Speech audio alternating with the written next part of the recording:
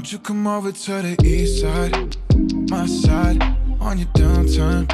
If I'm on the way, I'ma be on time. We're finally here. We're here. Long time in the making. Long time in the making. So let's start from the beginning. What was it like growing up in Burlington, Vermont? I don't know, you want to take that one? Yeah. It was, Burlington's a small place in a small state, so that's, with that comes a lot of niches in certain pockets, I think, especially when we're talking about music and stuff like that. There's a lot of jam bands, there's a lot of old head, hip hop, and that was kind of it when we were growing up, really. I mean, like, you had Fish, obviously, and Grace Potter was just coming up still, so there was a little bit of alternative stuff happening, but for the most part, it's jam bands and like old school hip hop, and the jam bands get all the play in the bars because they're the people, bringing in people that want to party and drink and stuff. So we kind of had to break through that scene. Sam and I, at 19 and 20, when we first started rapping and stuff, we broke into that scene with the hip hop heads, and pretty quickly we saw that it's a closed scene. They aren't necessarily like open to outsiders unless you prove it. And there were times when we'd have to fight for like 10 minutes on stage. We were arguing with someone and the last thing I'll say is the hip hop scene there at the time when we were getting into it wasn't really angled towards the listener. It was a bunch of people that wanted to get up and do ciphers on the mic and get their bars off, but people weren't going to these shows to listen, or definitely weren't returning to these shows because they were fans of anybody that they had heard there. Well, there weren't a lot of people making like recorded music. Like we were one of very few that's making songs and dropping them on SoundCloud and like doing shit. You know what I'm saying? Yeah. But yeah, it was different, and in the past couple of years, that's changed a lot. It's changed from when we were 19 and 20. There's definitely a little bit more happening, and I think that's exciting for us. Oh yeah, for sure. Coming out of a place where no one did that before, there's a little bit more mainstream appeal happening, some industry looks happening in our small town, so that's exciting for us because there was none of that when we started out. How small is Burlington? Like, how many people? 75,000, I think. 70? That's with college kids too. So when they all leave, it drops to like 40,000. Yeah. So it's small. UVM makes up for like the entire thing. Fair amount of that population. Yeah. Who's the most like notable person to come from there? Fish. Bernie. Oh well, Bernie. Yeah. Bernie, Ben and Jerry's, and Fish. And Grace Potter. You said Ben and Jerry's? Yeah, Ben and Jerry's. Yeah. Ben and Jerry started in Burlington. Yeah, they used to coach a little league. Ben and Jerry's and Grace Potter, probably the four most known. Okay. But no rappers. Oh, also, I mean, not the biggest, but he's pretty big. Nothing Nowhere. I don't know if y'all know who that is, but he's in kind of the punk scene. Okay. And alternative, but he's from Vermont too. Not directly Burlington, but he's from Vermont. So. Okay. Cool. Yeah. So, all right. I'm interested to know, like, when y'all first met, when did you know that you were going to be friends? Well, I knew I was going to be friends with him before he knew he was going to be friends with me. I'll tell you that. This nigga annoyed the shit out of me, man. Yeah, but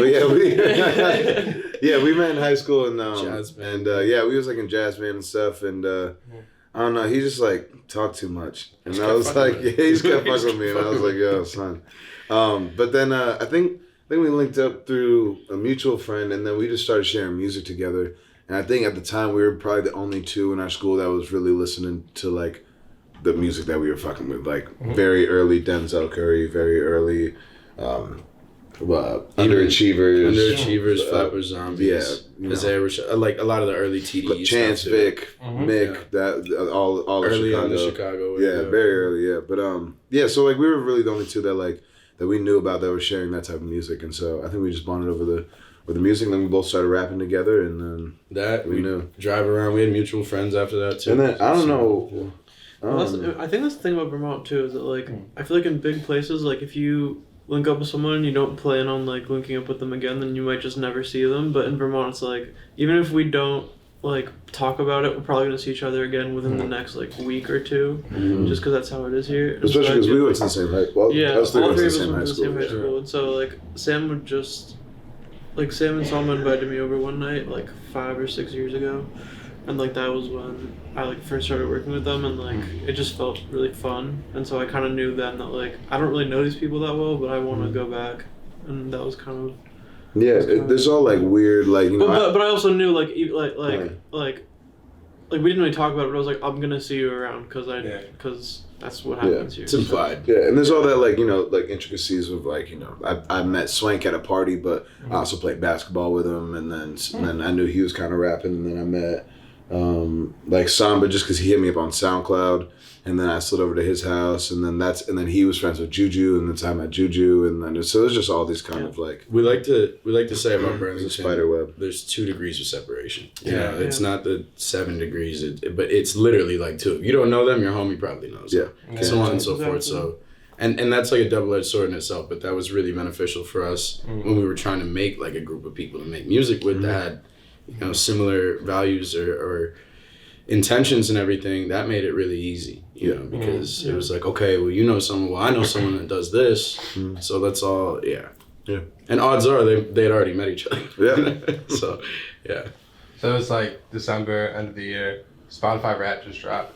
Is it true that you are in the top 1% of Drake's listeners? I was last year, yeah. I'm toxic. That's gotta be hard. Yeah, well, yeah, I mean, Like, that's gotta be challenging to do. He's the biggest artist. he is the biggest artist. It's not hard for him. No? No. I mean, I fucks with Drake, man. I fucks with Drake. I mean, yeah.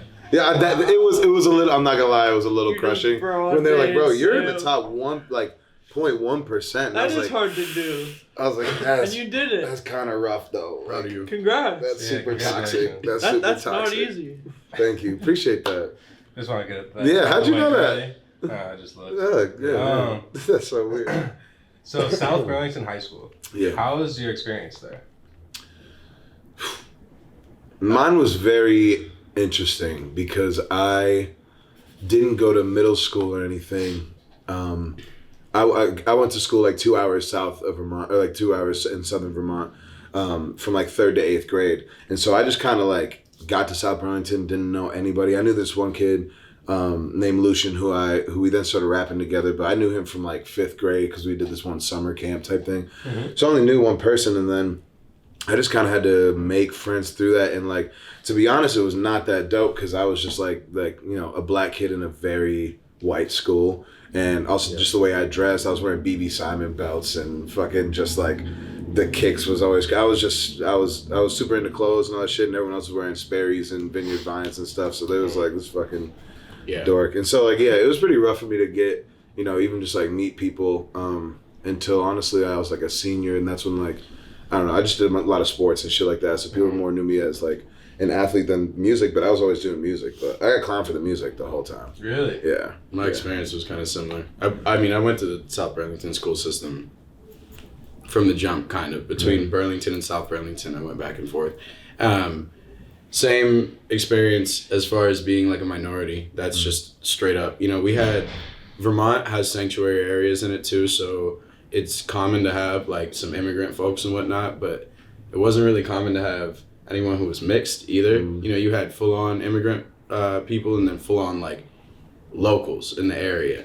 So between that is kind of where we found ourselves floating and existing. And similarly to you, I think that like falling into a pattern there and conforming, you know, trying to make friends and, you know, social standing and whatever, sports was the easiest way that a lot of people did. I mean, for real, like Earl said it best when he said 2 white for the black kids and 2 black for the, or like 2 black for the white kids, 2 white for the blacks. Like, it was that same exact thing. It was, but it was interesting too because, you know, if we talk about the school experience and the teachers there and the whole community there, it was a very white community, and it still is till today. I am envious of any person of color, you know, even younger than us or older than us, that's gone through a school system like that and still maintain some level of individuality, because not everyone does either. You know, and that's... It's way easier to conform to just it's way easier to throw on the Sperry's and do what they do instead of be like, nah, I like my kicks. I ain't gonna lie, I had the Sperry's, man. I had the Sperry's. Everybody had it. I can't hold you. What about you, Aiden?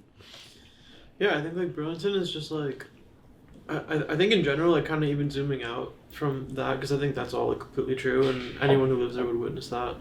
But I think like it's just such a bubble place that like you don't really have any room to kind of like get away from like what people think you are and what you think you have to be, and like I think because of that, like you can kind of like let things fester in yourself that like if you had more space, like you would be able to kind of air that shit out.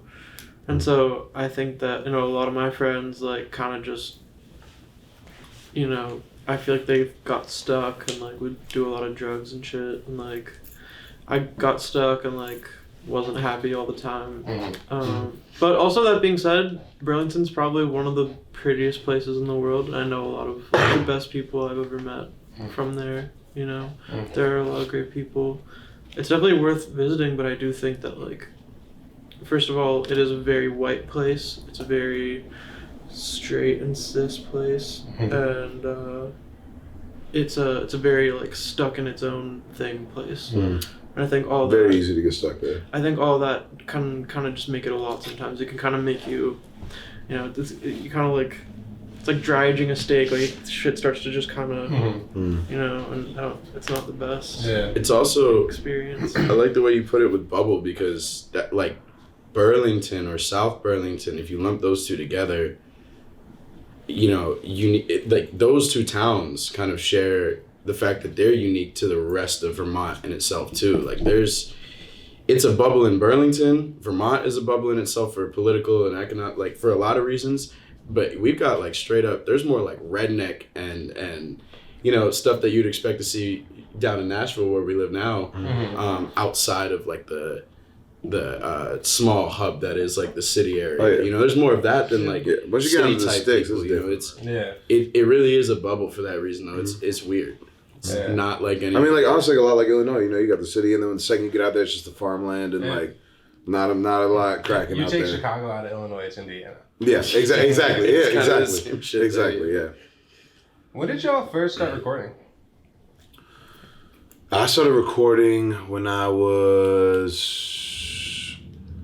Well, I started recording when I was like a baby. I just like, because my mom was on the radio, so I used to like sing songs and stuff like that on the radio sometimes, and she'd make tapes out of them and stuff like that. But like really recording, like, oh, I want to make music was like, I think I was 12, 13, and then started really taking it seriously at like 14, 15. Okay. Yeah. 2013, I made a Jumpman remix with some of my friends. Hard. Jumpman. You were on it? No. No, I wasn't. No. I don't think. I figured. No. The Drake thing. Yeah, right? No, that album was 2016. So What? No, it wasn't. We were in high school still. When we made What a that. Time to Be Alive? No, Jumpman.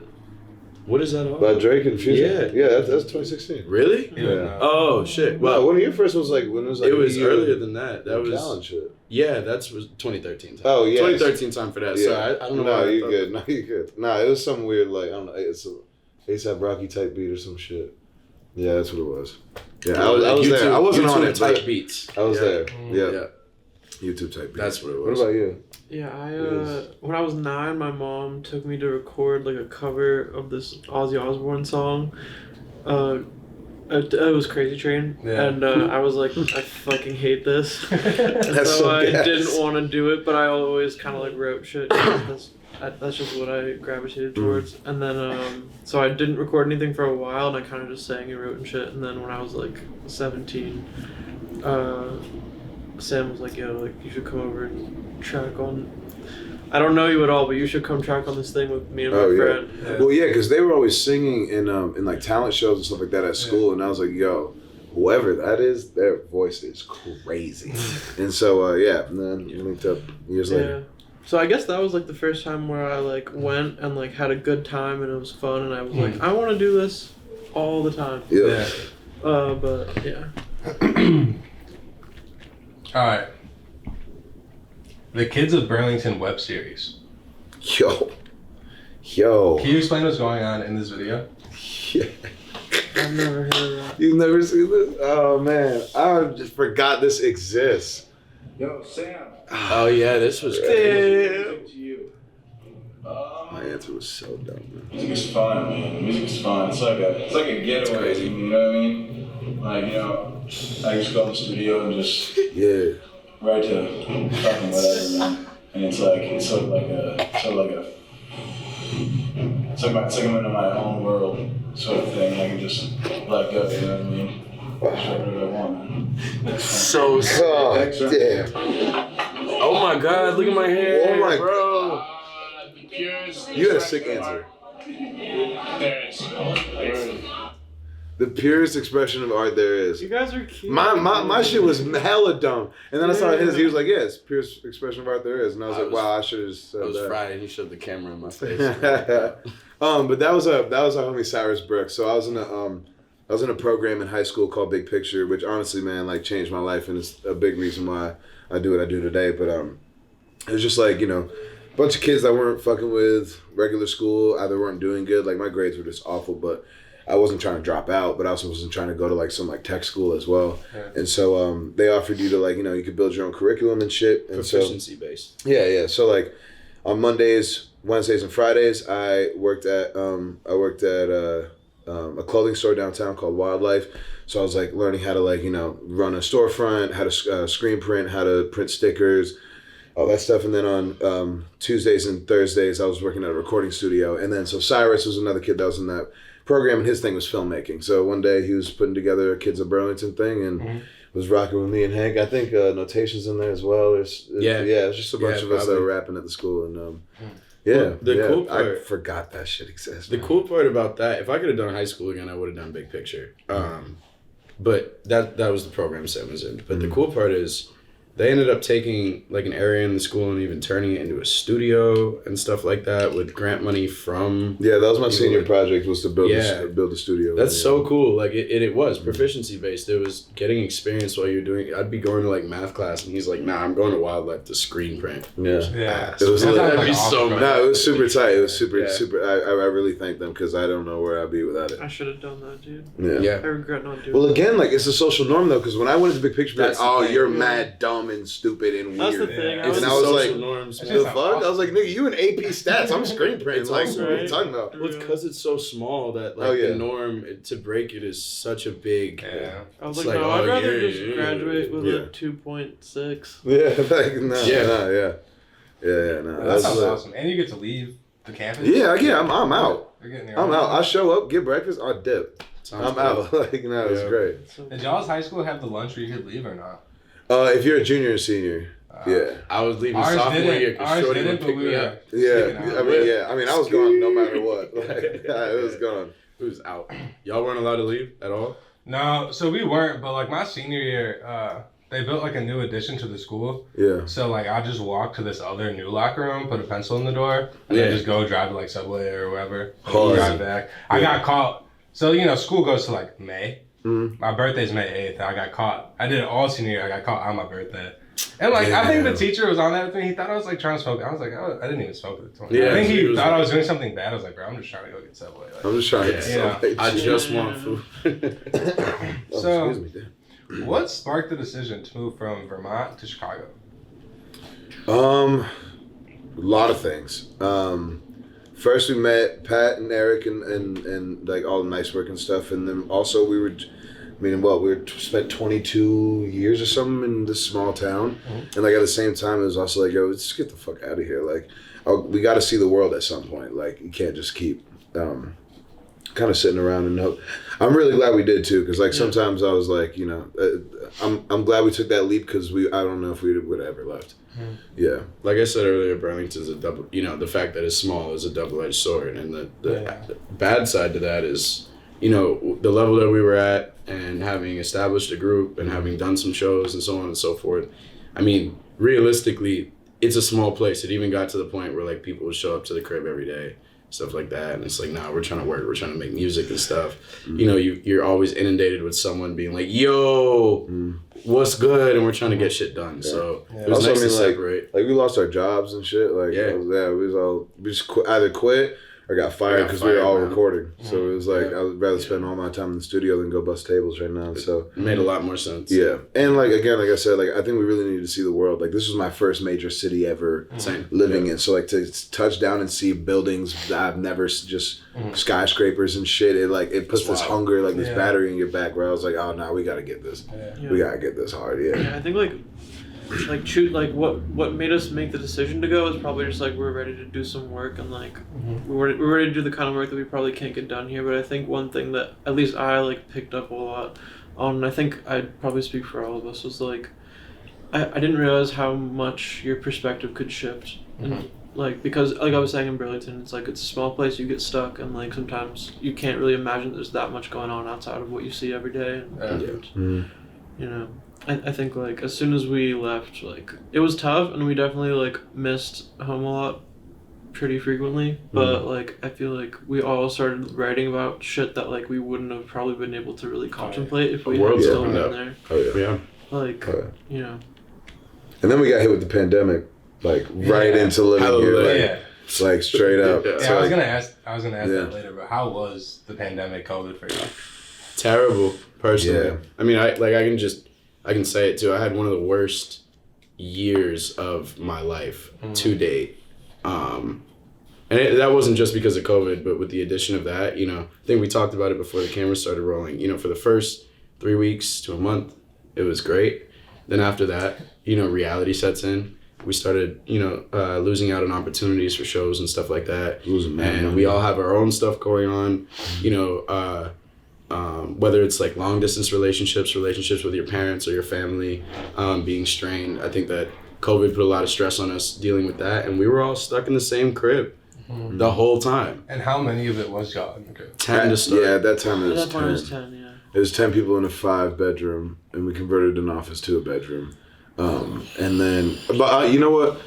Blessed to be alive though. None of us died. I don't think we lost any family in the pandemic and stuff too. So honestly, overall, blessed that we're very lucky in that regard. And you know, in a lot of ways too, like I missed like my family too and stuff. But like I'm happy that we got to do that. We went through some of that here, where there was still like at certain points stuff to do, places to go. Like even though I couldn't be around people, like.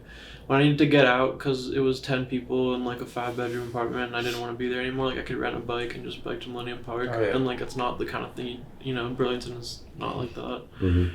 I mean it is, but it's like... But you wouldn't think of it like that. Yeah, it's just... I'm from there. Exactly. You don't feel like you're getting away from anything by doing that. And it was also, I mean, because then we put together an album. And so like, you know, it was tough to... Yeah.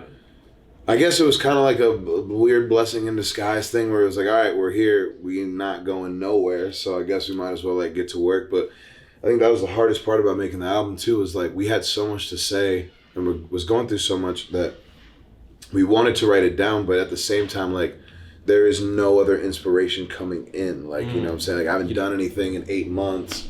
Like haven't met anybody new. I'm only surrounded by y'all, so it's just like it was tough to get inspo for sure. Our group, you know, our finances might disagree with what I'm about to say, but I'm actually happy we didn't end up touring the first time. I agree. Yeah, and we've had that conversation internally too. You know, it was a huge financial opportunity, which would have been great. But shows we put a lot of emphasis on, and those are important to us. I want to make sure that they go well. We wanted to make sure we had the right material for it. And stepping out now and being on the Wiggy Hig tour so far, you know, it's just felt like it's locked in. It feels a lot more prepared, organized. I feel like, you know, our ability to perform has changed since then too, and you know, only gone up. So I'm happy that, you know, an okay thing fell through for better things to fall into place. Yeah, so I mean, also just one more quick thing to add. Like, I think the lack of inspiration coming in also made us tap into learning how to write introspectively. Like, really write about ourselves. Like, if you listen to television, the first one, it's just a lot of fun. Like, a lot of fun stuff is going on. We kind of say, you know, some important things scattered throughout the album. But I think when you really are sitting there and you have nothing to do but like contemplate and think about your life and, you know, all these things that are going on, I think it was honestly like a blessing because it really had us all tapping into like what the fuck really is going on in our brains. And then to touch on what you were saying, speaking of the tour, how has that been going so far? Gas. Great. It's really Gas. It's going great. You know, it's fucking awesome. I think that we definitely miss Swank, and we're happy he's getting right and doing what he has to do because that's more important. But as far as the rest of us holding it down and we're doing our thing, the shows have been great. We've had a couple sold out dates, so that's amazing. You know, we'll always take that. And everyone feels like they're ready to be back out, you know, ready to see and receive live music in a safe way. And I love our crowd. I love our fans. The people that pop out to our shows are for the most part, they're amazing people. Yeah. So it's cool to be able to connect with them in person after so long. Twitch streaming with them and being in the Discord with them. I have some like real friends that I made in that in those different channels that are finally getting to come to shows for the first time and stuff. We had one at Cambridge. It was awesome, So that's cool for me. Yeah, and I mean, like being a small town kid, selling out DC. I'm like, oh, or LA, New York. Like I was like, this is crazy. And excuse me, it's all been a sing along too, which is crazy. Yeah. Whole crowd loving the music, man. It's like it's really cool to see. Yeah. It feels like all the hard work paid off, which is nice. Yeah. I saw the interview you guys did with Rad Portraits. Yeah. The idea that Yo presented of If Not 99 would like to re-ask the question. If not 99, then what? Yeah, my answer was still I'll still be making music. And I'm pretty sure all these people would be my best friends still, but yeah, I'd still be making music in some capacity, some way or another. I don't know. Or art in general. I don't know if that's true for me. I think that I would have been, maybe making music for enjoyment and for fun on my own and stuff, but I don't think if not 99, I think this was the thing that changed a lot for me personally. I think I'd still be at a restaurant gig somewhere, maybe tracking when I got done and shit like that, probably spending too much time at the bar and too much money at the bar too. So yeah, I don't know if for me if it'd be the same, but I'm happy that it is what it is. Put it like that. Oh man, I don't know. I probably would have tried to keep playing soccer, and I would have been really sad.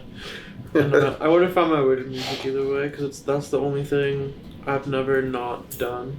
So I would have found it either way, but I just think it would have been. I think I just would have experienced much more discomfort and depression probably before getting to do so. Like, I really just needed to kind of be pulled out of what I was in and kind of just put into something else or just set free.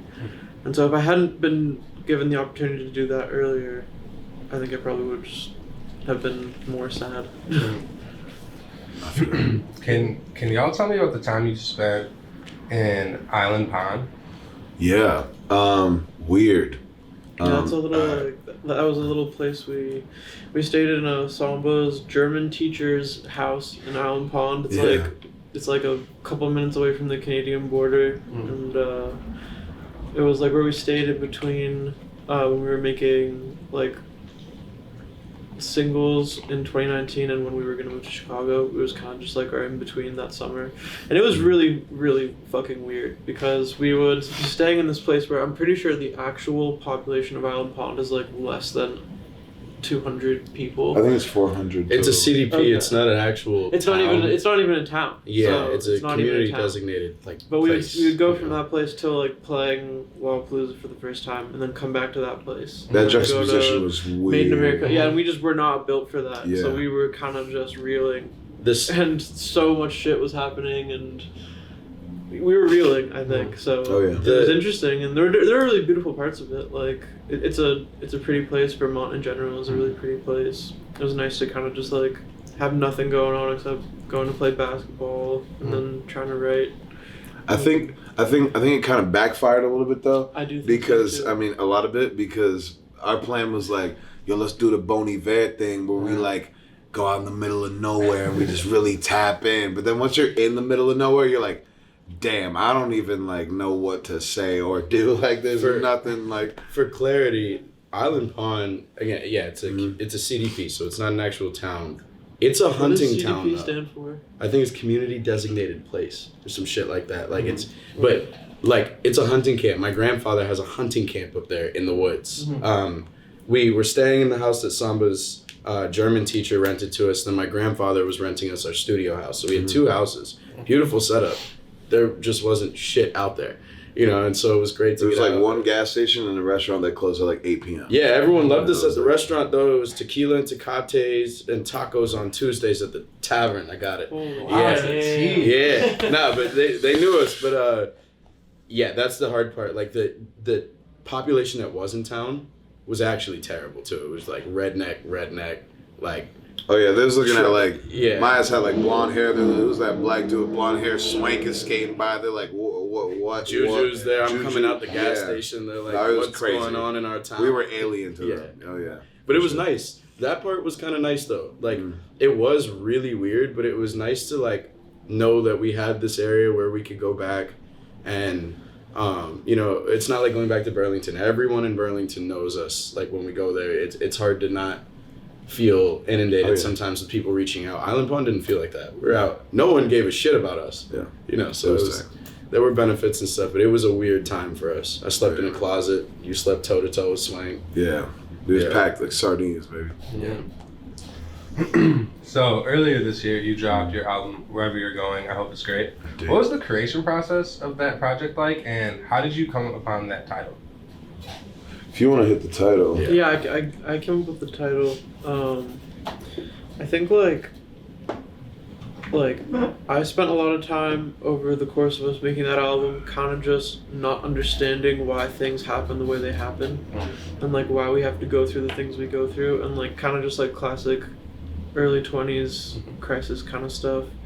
And like, you know, like I was saying, like in Island Pond, when you're going to a festival for the first time, you never played a festival, and like it's a fucking amazing experience, and then you go home and like you feel completely empty, and like when you experience such like polarizing, you know, events just back and forth like every day, like I got to the point where I was like, why is this happening, and why can't, like, what's the reason that we're doing any of this? What's the reason why any of this is going on? What's the reason, you know, I just got stuck in that. And I think what got me out of it was I kind of one day we were at West Race, and I kind of like started thinking like, maybe I just don't need to ask that, you know, like maybe I should just step back and just hope that wherever this is leading, it's going to be a nice place for me, you know. And so that's kind of what I realized, that like, you know, I used to think that was kind of like something that was unique to like artists, because that was just the life I was living, and I was kind of just in my own head, and you know, I was being selfish, I think. But I also started to realize that that's actually the one thing that like we all kind of have in common, which is that that's kind of like, that's why people get up in the morning, you know. And so that kind of inspired me personally too, but I also think that like it probably resonated differently with everyone. I remember when it clicked with me, it might sound like kind of mundane, but I was at the airport, and I just like happened to be like kind of like, you know when you get out the car and you can kind of just see everybody coming and going, and I saw this mother and daughter bawling their eyes out and like saying goodbye, and then at the same exact time I saw this group of guys like embracing a homie that just landed. It's like and I was like, these two people are having completely polar opposite experiences right now, but no matter what, I just hope that this is going to be great for both parties. You know what I mean? Yeah. So like that's when I was like, oh shit, yeah, like you know, same what you were saying. Like it's the reason we all wake up in the morning. It's just like, you know. But as for making the album, we kind of touched on it a little bit, and you know, it was COVID, and I think a lot of us, and again, moving to Chicago and getting out of our small town for the first time, really brought out a lot of stories and a lot of things I don't think any of us were really processing, because I think, you know, once you really got here, you started to think, just think different. And at least for me, it just made me really think about good times, bad times. Like, you know, it was a lot of it was back home. A lot of it was about the change for me of just this drastic change, signing to a major label from just bussing tables a few months before. Like it was just like this kind of crazy whirlwind of things. It's kind of what I was saying before, like how I think we needed to kind of just be jerked out of what we were in before, in order to like actually understand what was going on, and then maybe kind of learn from it. And I think that the album was just kind of us learning from it, you know. Yeah. To speak to a little bit about what it was like making it, for me individually, it was one of the most emotionally and intellectually taxing things that I think I've ever done. And I think that that comes from so many different ends, and that's everyone wanting a great project, that's yourself wanting great material. And this was also our first time working with a major label to make an album too. So like learning how to do that, even down to how to communicate, like terminology and stuff, all of that was brand new for me. But I think that it's amazing, and I think we wouldn't be in the position we're in now if we hadn't done that. And I look at it like taking like one of those big ass standardized tests that you hate and you study for it and then you finally finish. And I don't know about y'all, but the feeling for me after I would get done with those is like, holy shit, I just did all of that. Yeah. You know what I mean? And like now I can like relax. I don't know, that's kind of how I equate making, not even just making the album, but the whole process until it was released is kind of like that. And then, you know, it dropped. And there was kind of a second to catch the breath, and then, you know, we're back on and ready for the next thing. For sure. It was taxing. It was one of the hardest things I've personally ever done. And I'm glad I did it. You know.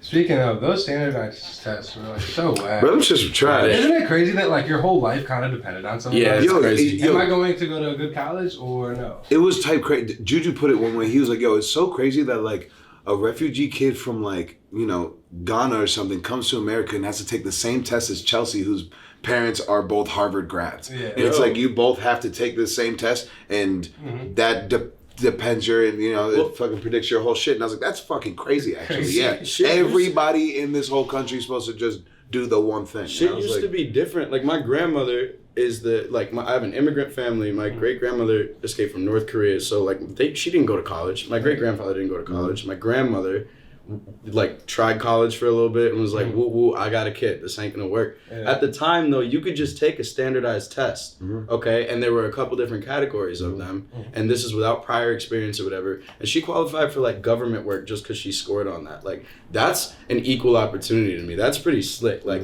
you know, then it's not so much, you know, you have the refugee kid and then you have the, you know, the two people with scholars for parents and stuff like that. Like, you know, if it was an easier standardized test and it was like, all right, look, you can qualify for all these jobs, bro. Like, that would be cool.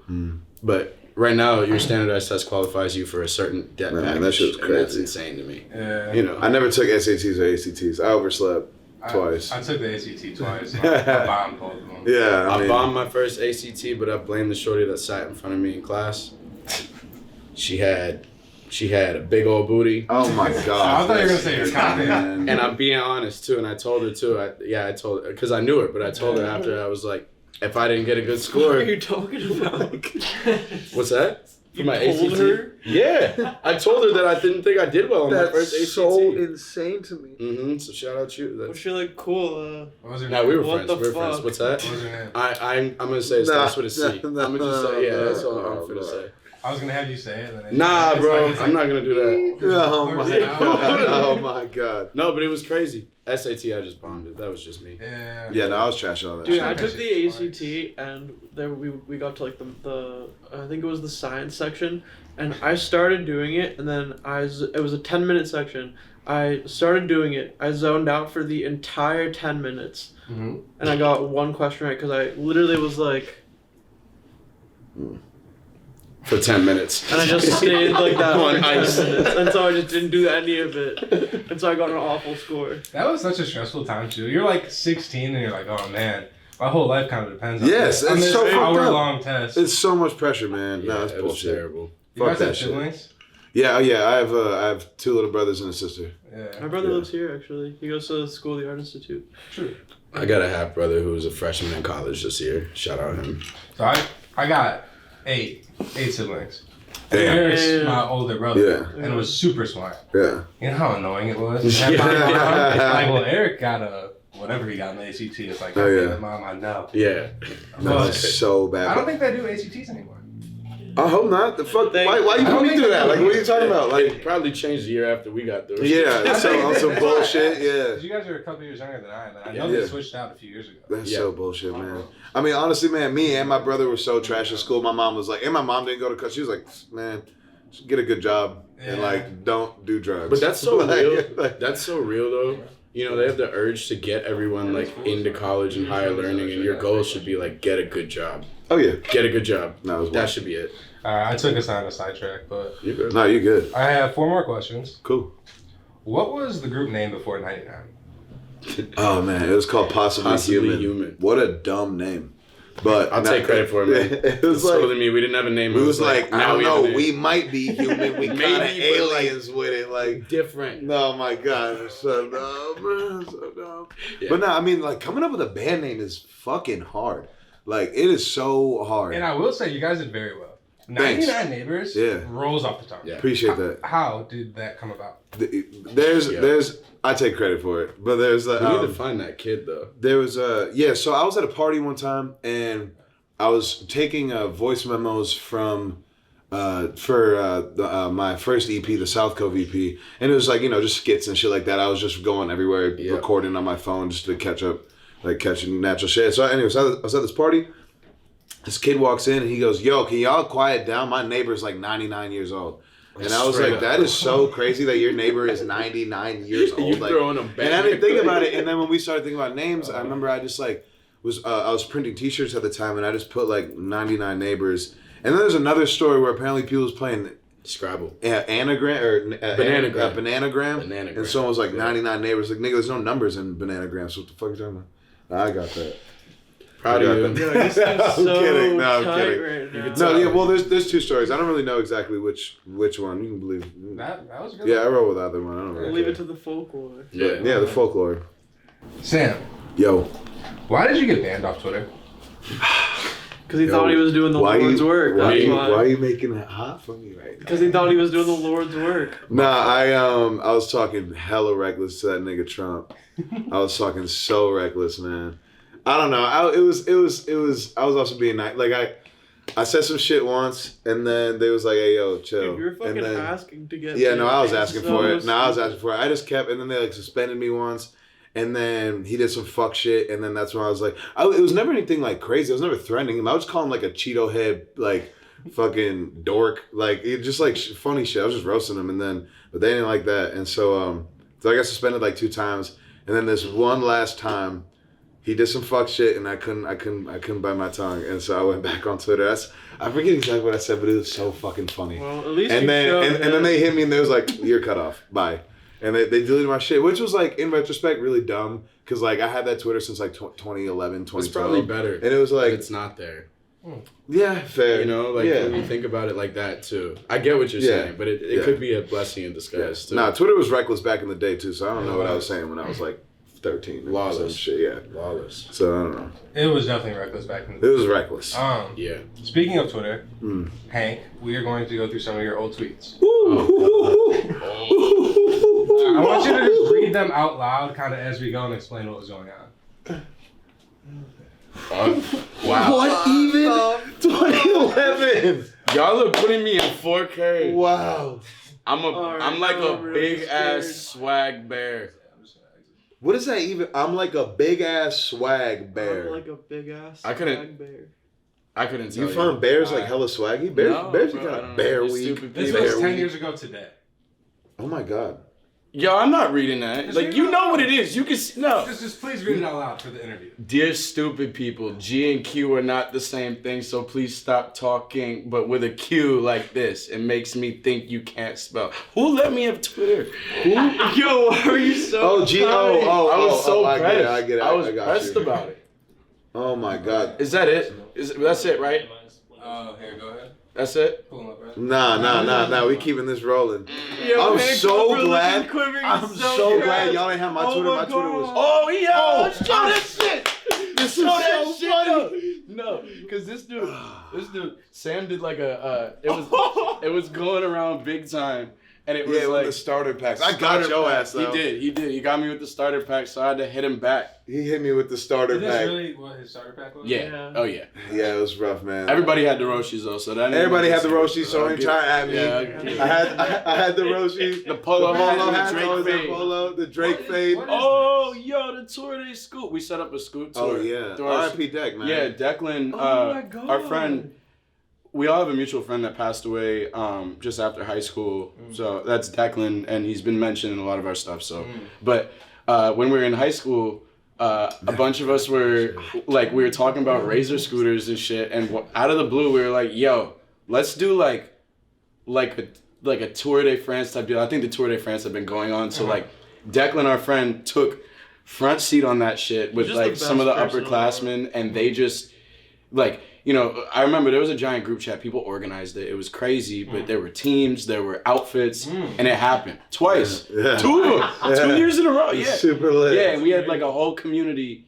It was crazy. Wow, they was deep on your Twitter. What is this? Oh, okay. That's me in the, like, back, there's a walking path, and my neighbors put up a wigwam, and apparently I had something to say about it. Wigwam? That's what was my next question. A wigwam is like a teepee, but actually that might be a teepee. A wigwam's a little bit bigger. It's like group living type deal. Oh, lit. You got more? Oh, my, I don't know. No. This nigga scoured. Oh, what's this? Like, Oh, I drew that. You drew No, that. I drew that one. That's Sam. Oh, that's me and my friend Connor Shea. Yeah. You were a big wristband guy. He was. Yeah, well, a lot of them, I think 2 of them were for this teacher that had passed, or the green ones for the teacher that had passed. I think another one was for football, and it was just, yeah. That blue one is Yeah. Blue Lives Yeah, Matter. man. Bracelets are tight. I'll beat your ass, nigga. Bracelets are tight. You did it. You did it. Yeah, yo, shout out Connor. Hi, So we go Connor. back to the start. Yeah, that's what I'm saying. Yo, I was He nailed it. He nailed it. But I gotta be honest, I got him one time because he wore these fucking Ben Trail pants every single day with the same North Face and the same hoodie and the same Roshis on the feet. And I did it one time, and that shit went like viral for, I don't know, 2012, whatever. We went back and forth on Viral. Twitter. Yeah, man. Probably got like 20 likes. Viral movie. Y'all just reminded me, like, this is why I said it's probably a blessing in disguise that your Twitter got deleted. Oh, Like, yes. like, Oh, y'all would have killed. Oh. Last one. What is this? Yo. Oh, my God. Yo. So, hold up. That was a rough night. We had debates about this because this nigga was like, I ain't boot. I've never booted drinking. I was like, there was that one night. I have he's never like, what consciously night? booted from drinking. What night? And I'm like, I pulled up this picture right here. I was Apparently, like, this is the one time I booted. We went I never out. booted. We used to go party with like these girls from, I don't know, like nowhere pretty much. They were out in like the boonies. So the girls' crib that we partied at, her mom was chill or she dipped.